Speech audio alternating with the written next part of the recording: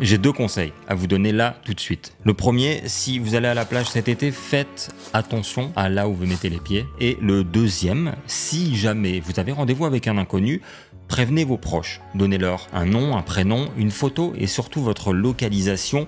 Vous vous demandez sûrement pourquoi est-ce que je vous dis ça maintenant, mais vous allez comprendre. Avant de commencer, il faut que je vous précise que l'homme dont on va parler est inculpé et emprisonné actuellement pour 3 meurtres, mais qu'il n'a toujours pas été condamné pour les faits qui lui sont reprochés. Bien qu'il y ait très peu de place pour le doute, il a décidé de plaider non coupable. Ce qui est un peu inédit, donc je ne ferai aucune affirmation sur sa culpabilité, je ne vous dirai que ce que la police a voulu nous révéler. Ce qui peut vous amener à vous demander pourquoi est-ce que j'en parle dans ce cas, et je vais vous expliquer. Pour faire simple, c'est une affaire qui a débuté il y a plus de 12 ans déjà, et qui était connue pour être un cold case, une affaire non résolue. Et il y a encore quelques mois, la police n'avait aucune idée, aucun indice, aucune piste sur l'identité du tueur. Aucune. Mais l'été dernier, comme ça, sorti de nulle part, coup de théâtre. Tout s'est débloqué en quelques semaines et les preuves sont accablantes. On est passé de rien, un fantôme, à c'est sûr, c'est lui. Et moi qui avais entendu parler de cette histoire il y a des années déjà et qui vraiment très rarement allait me renseigner sur son évolution, quand j'ai appris ça, je me suis dit qu'il fallait que je vous raconte cette histoire.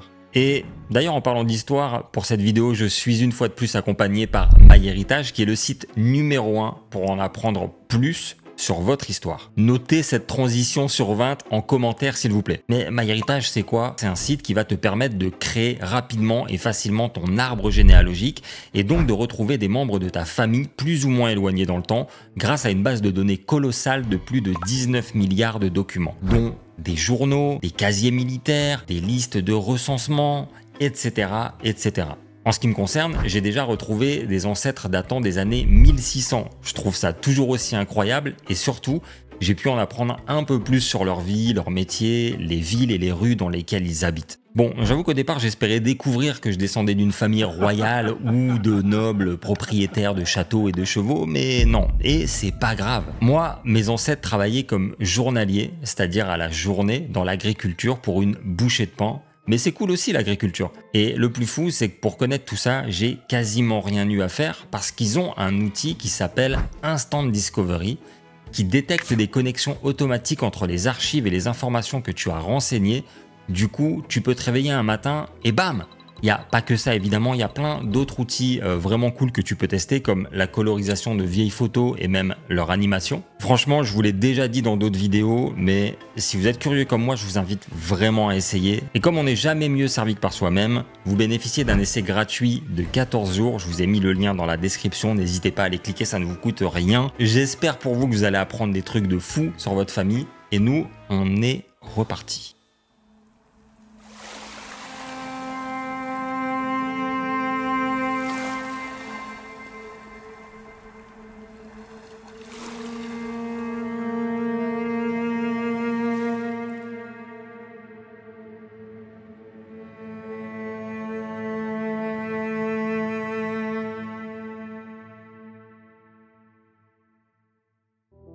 On est aux États-Unis en 2010 et une jeune femme nommée Shannan Gilbert, 23 ans, appelle le 911 en panique.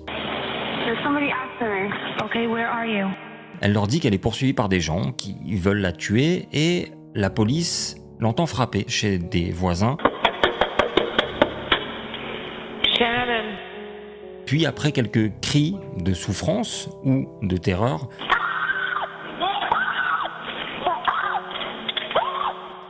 le silence.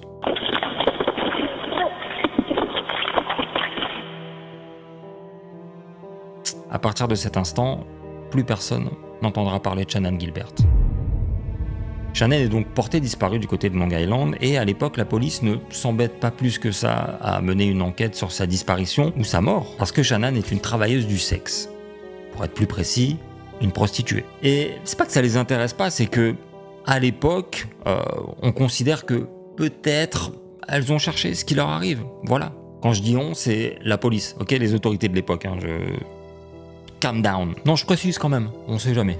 On rêverait que ça ait évolué, que ça ait beaucoup changé, mais c'est toujours pas assez. Ce qui se joue aussi à cette époque, c'est que souvent ces filles sont en rupture avec leur famille, et donc comme personne ne les recherche ou ne déclare leur disparition, la police ne se donne pas trop la peine d'enquêter. Pourtant, quelques temps après, sur les bords de la route de Gilgo Beach à Long Island, un policier de la brigade canine décide de quand même aller jeter un œil avec son chien Blue, qui au bout de quelques minutes marque l'arrêt derrière les dunes de la plage. Blue et le policier fouillent un peu et ils finissent par découvrir des ossements humains.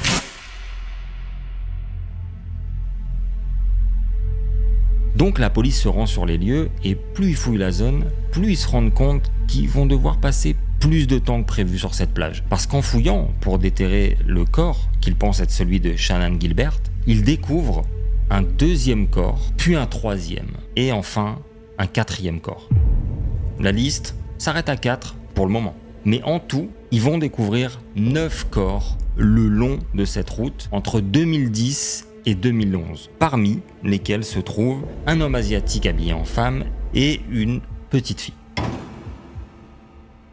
Là, on est sur du sérieux. Là, la police se rend compte qu'ils ont probablement affaire à un tueur en série, ou plusieurs, et que toutes les disparitions qu'ils avaient ignorées jusqu'à aujourd'hui, ils vont devoir y faire face.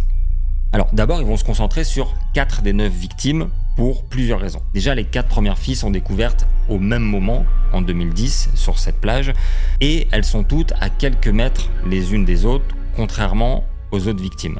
Ensuite, le mode opératoire semble être le même, et leur profil aussi. Elles sont toutes les 4 jeunes, blanches et petites, et elles sont toutes ligotées de la même façon et emballées dans de la toile de jute, un matériau souvent utilisé par les chasseurs pour mieux conserver leur gibier. Retenez bien cette information pour la suite. La police va également découvrir un peu plus tard, au moment de l'identification des victimes, qu'elles sont toutes escortes et qu'elles utilisaient toutes le même site, Craigslist, pour donner rendez-vous à leurs clients et passer leurs annonces. Craigslist, c'est un peu le Bon Coin américain, okay. Même si je suis pas sûr qu'il y ait ce genre d'annonce sur le Bon Coin, à moins que ça ait changé. Mais comme ça, vous voyez. Pour les 5 autres victimes qui ont été découvertes en 2011, on va pas en parler dans cette vidéo parce que jusqu'à aujourd'hui, rien ne permet d'affirmer qu'ils sont liés aux 4 autres victimes, ni même au même meurtrier, donc on n'en parle pas. Tout ce que je peux vous dire, c'est que certaines des victimes ont été démembrées sur des centaines de kilomètres et que certains de leurs membres avaient été découverts des années auparavant, mais n'avaient jamais pu être identifiés, et que la mère de la petite fille qu'on a retrouvée enterrée a été découverte elle aussi, enterrée à quelques mètres seulement de sa fille.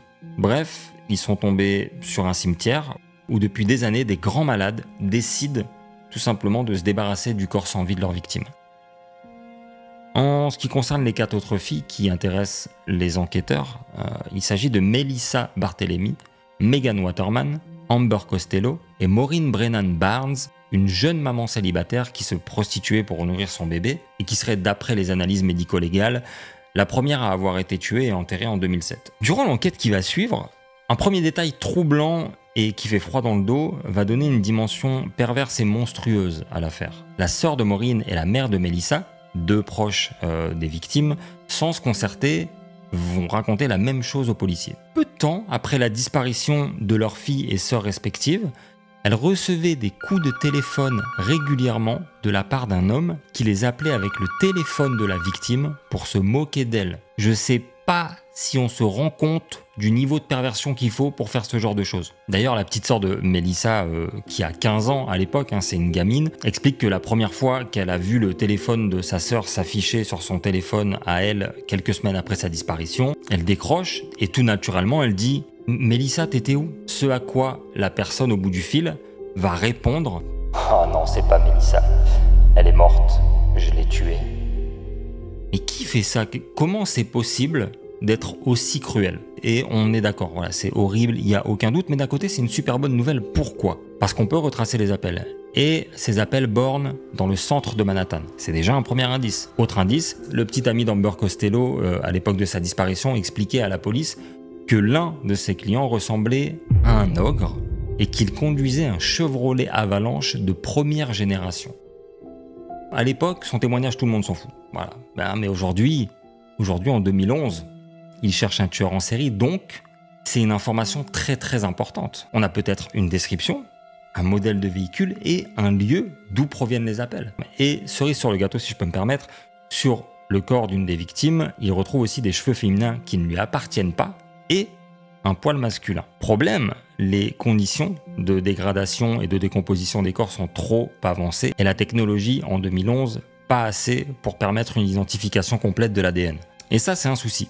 C'est un souci parce qu'on pourrait se dire qu'avec tous les éléments qu'ils ont, ils pourraient trouver le tueur ou au moins avoir un ou plusieurs suspects. Ils ont la description d'un véhicule, potentiellement la description du tueur qui ressemblerait à un ogre et la ville. C'est une bonne piste ça, non?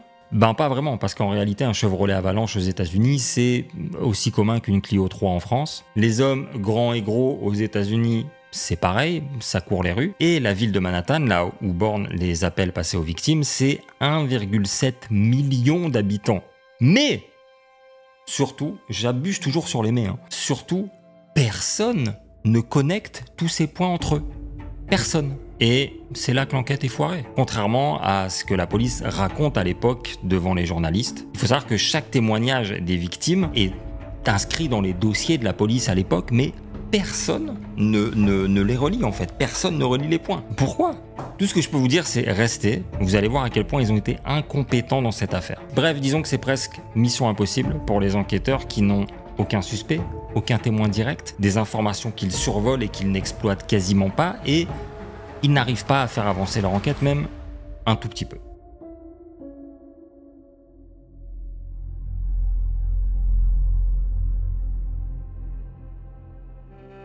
On est en 2011 et l'affaire continue de faire les gros titres avec la découverte des autres corps évidemment, et les 4 filles retrouvées un an auparavant vont être rebaptisées par les médias les Gilgo 4, les 4 Gilgo pour ceux qui parlent vraiment pas anglais.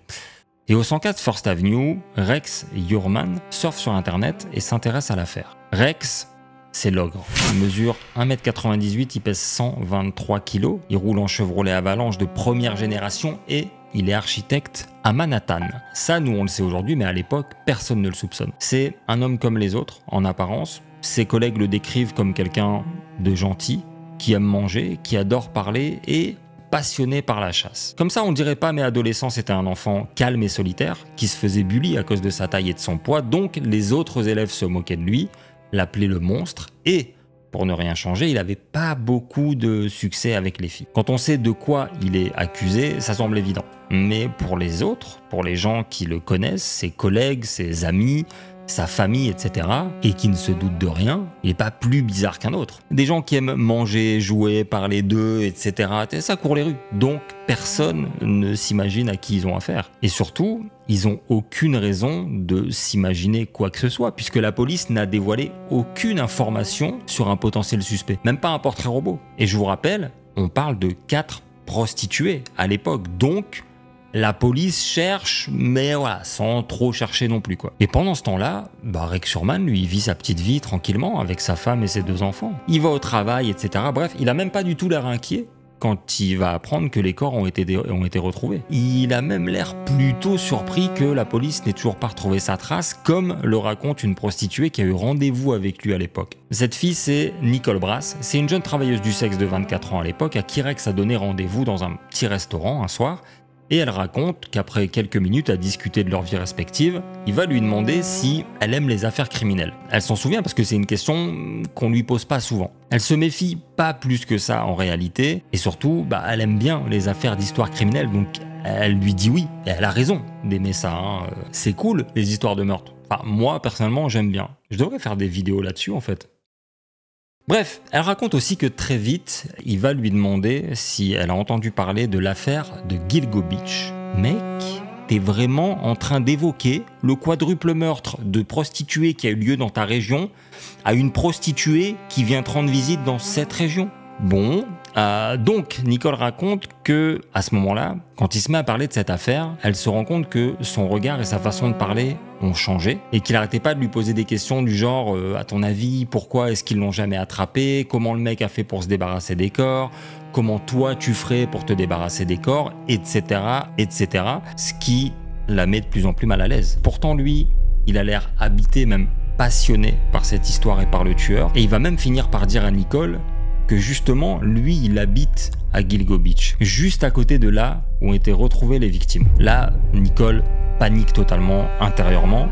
Elle cherche surtout un moyen de partir normal, alors quand Rex l'invite à venir chez lui pour finir la soirée, Elle va trouver un prétexte, elle va tout faire pour ne pas honorer leur rendez-vous et s'en aller en évitant de le vexer. Elle va refuser de le suivre, ce qui va le rendre furieux, mais elle va quand même réussir à partir et à prendre un taxi. Ça, c'est ce qu'elle nous raconte des années plus tard, évidemment, mais sur le moment, elle ne le sait pas encore, mais elle vient probablement d'éviter le pire et de se sauver la vie elle-même. Et donc, c'est à ça que ressemblent les soirées et la vie de Rex Hurman, de l'ogre, quand sa femme et ses 2 enfants ne sont pas là, parce qu'évidemment, il n'est pas assez bête pour faire ça n'importe quand.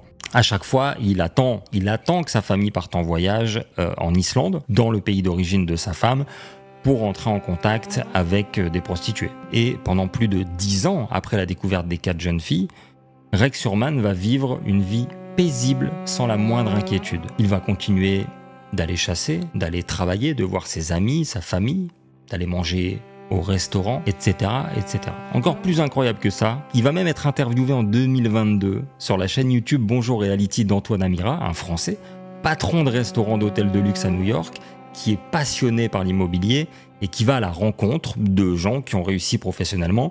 Et durant l'interview, tout se passe bien. Et Antoine n'a aucune idée de qui il a potentiellement en face de lui. Je trouve ça fou. Je trouve ça fou et même incroyable d'avoir cette interview totalement innocente de ce mec, alors que personne ne se doute une seule seconde de ce dont il va être accusé 1 an plus tard. J'irais même jusqu'à dire que je trouve ça fascinant, le fait que lui, il sait ce qu'il a fait ou non, et si c'est bien lui, il doit sûrement adorer le fait de se cacher, le fait de le cacher à tout le monde, que personne ne se doute de quoi que ce soit, et d'être interviewé pour quelque chose qui n'a rien à voir. Il doit jubiler. Comment, après autant de temps, sans être même inquiété un tout petit peu, sans même avoir été soupçonné une seule seconde, est-ce qu'il pourrait ne pas être en confiance? Et pourtant...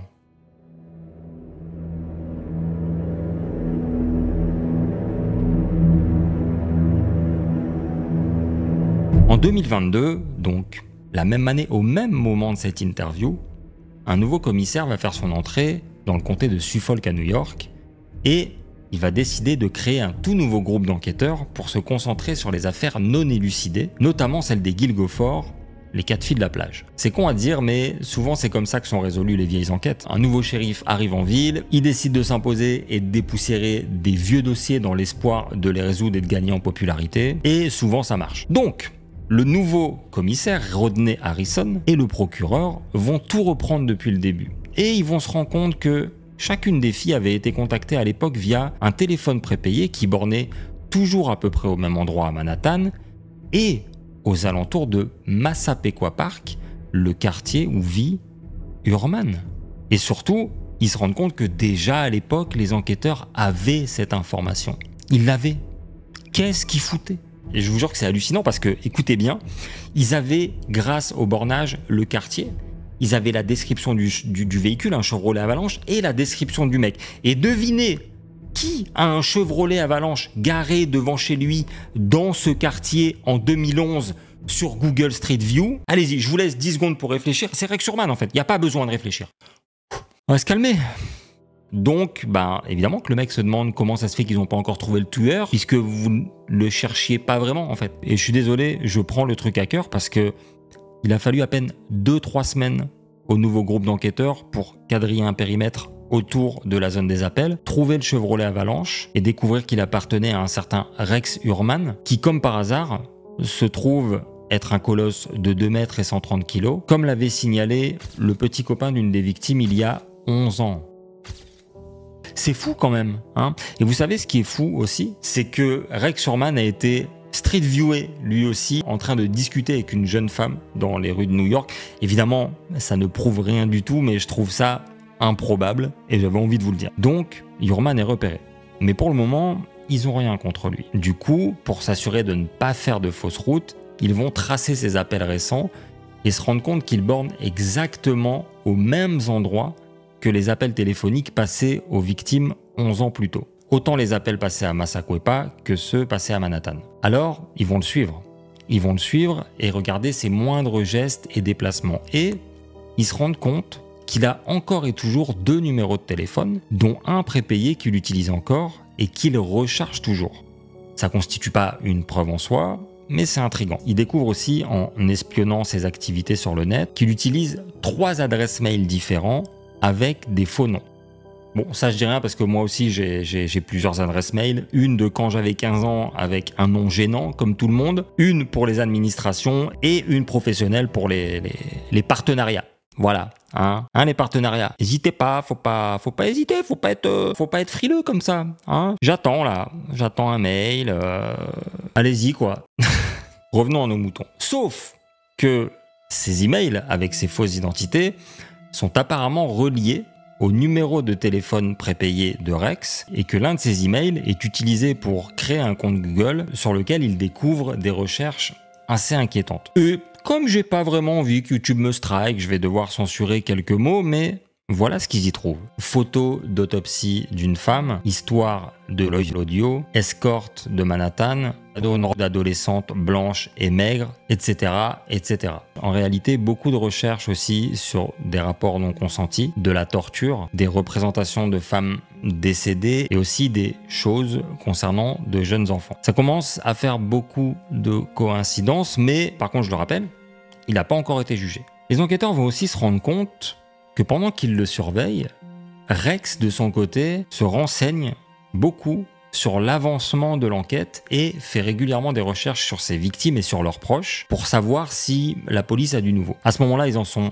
quasiment sûrs, ils tiennent leur homme. Ils tiennent enfin l'ogre. Mais il leur manque un dernier élément, il leur manque une preuve solide. Parce que, qu'on le veuille ou non, des recherches internet, une vague description et des faux emails, assez suspect, mais ça prouve pas qu'il ait déjà été en contact avec les filles, et encore moins qu'il les ait tuées. Donc, ils vont utiliser leur dernière carte, une carte inexploitable il y a 10 ans, mais qui aujourd'hui va peut-être pouvoir révéler tous ses secrets, celle du cheveu retrouvé sur la toile de jute dans laquelle était emballée Megan Waterman, l'une des Gilgofort. Pour ça, ils ont besoin de l'ADN de Rex Heuermann. Sauf qu'ils vont pas aller frapper chez lui. Salut, on vous suspecte d'un quadruple homicide. Si vous pouviez juste chier dans ce bocal à pisse, voilà, puis on revient vers vous dans quelques semaines. Non. Donc, ils vont faire 2 choses. D'un côté, une équipe va suivre sa fille durant un trajet en train vers Manhattan et récupérer la canette de Monster qu'elle va jeter à la poubelle pour obtenir son ADN et vérifier si ça correspond aux cheveux féminins retrouvés sur l'un des corps. Et de l'autre, une autre équipe va attendre en planque à côté du travail de Rex Heuermann et récupérer une boîte à pizza qu'il vient de jeter à la poubelle. Une fois récupéré, ils vont comparer l'ADN trouvé sur la boîte à pizza et la croûte à l'ADN trouvé sur la victime à l'époque, il y a 10 ans. Et sans surprise, les 2 profils ADN correspondent. Le sien et celui de sa fille. Là, on pourrait se dire que bingo, voilà, c'est bon, c'est gagné. Sauf que 2 profils ADN qui correspondent ne signifient pas qu'il s'agisse de la même et unique personne, car le taux de correspondance n'est jamais de 100%, même si dans notre cas, il n'existe que 0,04% de la population qui pourrait correspondre, ce qui est très très peu. Je rappelle, comme je l'ai déjà dit, qu'il n'a pas encore été jugé coupable. En revanche, eux, les enquêteurs, ils n'ont plus aucun doute. Voilà, ils savent qu'ils doivent procéder à son arrestation le plus vite possible. Alors, le 13 juillet 2023, il n'y a pas longtemps, l'année dernière, plus de 13 ans après la découverte des Gilgofort, la police l'arrête en pleine rue de New York, à quelques pas de son bureau. Ça, ce sont des images très rares. C'est presque du jamais vu dans le monde, une arrestation publique dans la rue d'un tueur en série sans la moindre violence. Je trouve ça presque irréel. Et ce que je trouve encore plus irréel et incroyable, c'est que on se rend compte avec cette vidéo à quel point des monstres marchent parmi nous. Je trouve ça fou de se dire que des milliers de personnes, sans le savoir, croisaient quotidiennement le chemin d'un homme qui est peut-être, probablement, un des plus grands tueurs en série de l'histoire des États-Unis. Et ce que je trouve encore plus fou, c'est que si ça se trouve, vous et moi, on est déjà passé à quelques centimètres d'un tueur en série ou d'un assassin. Voilà, j'espère que vous allez bien dormir ce soir. À la prochaine, je plaisante, ce n'est pas fini, ok? Mais j'espère que vous allez quand même bien dormir ce soir. De rien, suite à cette arrestation, ils vont perquisitionner sa maison. Et ils vont pas être déçus parce qu'ils vont découvrir plus de 250 armes à feu. L'Amérique dans toute sa splendeur, quoi. Mais ça ne s'arrête pas là. Ils vont aussi trouver son Chevrolet Avalanche qu'il avait caché dans sa résidence secondaire en Caroline du Sud, comme s'il ne voulait pas qu'on le trouve. Attention, je le répète une fois de plus, il n'a pas encore été jugé. Même si, je l'avoue, avec les différentes recherches qu'il a faites sur Internet, les appels téléphoniques, les profils ADN qui correspondent, etc., c'est assez difficile de ne pas être convaincu de sa culpabilité. On verra bien. Dans tous les cas, à l'heure où je vous parle, Rex Hurman est inculpé pour les meurtres des 4 filles retrouvées les unes à côté des autres en 2010. Il est emprisonné à la prison de Long Island en attendant son procès qui devrait se dérouler d'ici le mois de juillet. Donc ça arrive fort. Et si vous le souhaitez, si je vois que la vidéo a plu, qu'il y a beaucoup de likes, beaucoup de commentaires qui me le demandent, je ferai probablement une vidéo mise à jour, évidemment en fonction de la décision de la cour, pour vous tenir au courant. En ce qui concerne sa femme, Asa, elle va aussi être soupçonnée à cause des cheveux féminins retrouvés sur l'une des victimes et qui s'avèrent être les siens, mais la police va vite l'innocenter parce qu'ils vont découvrir qu'elle était toujours soit en voyage, soit en déplacement au moment des meurtres. Elle et son avocat vont quand même devoir expliquer pourquoi et comment ces cheveux se sont retrouvés sur certaines victimes. Mais les enquêteurs vont conclure que ça serait Rex qui aurait, sans le savoir, transporté des cheveux de sa femme et de sa fille se trouvant sur ses vêtements directement sur les victimes. Apparemment, ça arrive assez régulièrement. Vous avez les cheveux de quelqu'un sur vos vêtements parce que vous l'avez pris dans vos bras ou vous avez été un peu proche. Vous faites la bise à quelqu'un d'autre et hop, ses cheveux se retrouvent sur cette autre personne, etc. Donc, elles vont être toutes les deux mises hors de cause. Ce qui, évidemment, ne va pas les empêcher d'être dévastées parce que, forcément, apprendre que ton père ou ton mari est potentiellement un tueur en série, ça doit être un choc inimaginable. Mais en plus de ça, Asa ne travaille pas, c'est Rex qui ramenait l'argent à la maison et elle doit se battre contre un cancer. En plus de ça, ces deux enfants, eux, travaillaient avec leur père dans le cabinet de Rex Hurman, donc ils se retrouvent au chômage vu qu'il est en prison. Toute leur vie est en train de s'effondrer. Même si elle croit en l'innocence de son mari, Asa va demander le divorce, peut-être pour faire bonne figure ou pour au moins récupérer une partie du patrimoine au cas où il serait condamné et donc peut-être ça serait saisi. On ne sait pas vraiment. Il y a une troisième hypothèse, c'est qu'elle voulait déjà le quitter avant, mais qu'elle avait peur de lui, peur de ce qui pourrait lui arriver et donc elle n'osait pas et maintenant qu'il est en prison, elle a pris sa décision et pour sauver les apparences et aussi pour au cas où il ne serait pas condamné, elle le soutient quand même. Ce qu'il faut savoir, c'est que ça bouge beaucoup en ce moment au sujet de cette affaire. Je vous l'ai dit, le procès arrive très très bientôt. Les derniers éléments de l'enquête que la police a bien voulu donner, c'est que plusieurs pièces auraient été apportées au dossier concernant sa culpabilité et aussi qu'il y a un témoignage sous serment qui a été fait d'une personne qui affirme avoir vu pour la dernière fois Karen Vergata, une escort girl dont le corps a été retrouvé récemment, rentrer chez Rex Hurman lors d'une soirée un petit peu olé olé entre amis.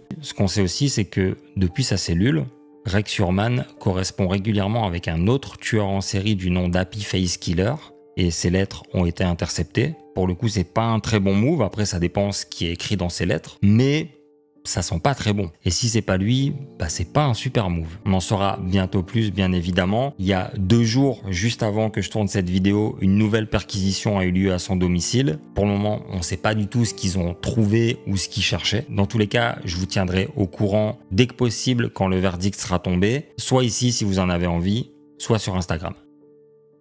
Merci d'avoir regardé cette vidéo, j'espère qu'elle vous a plu. Merci également à MyHéritage pour la confiance. N'oubliez pas, vous avez 14 jours d'essai gratuit. Je vous mets le lien dans la description. Et à très bientôt. En attendant, prenez soin de vous. Faites attention quand vous allez à la plage et méfiez-vous des gens que vous croisez dans la rue. Ciao.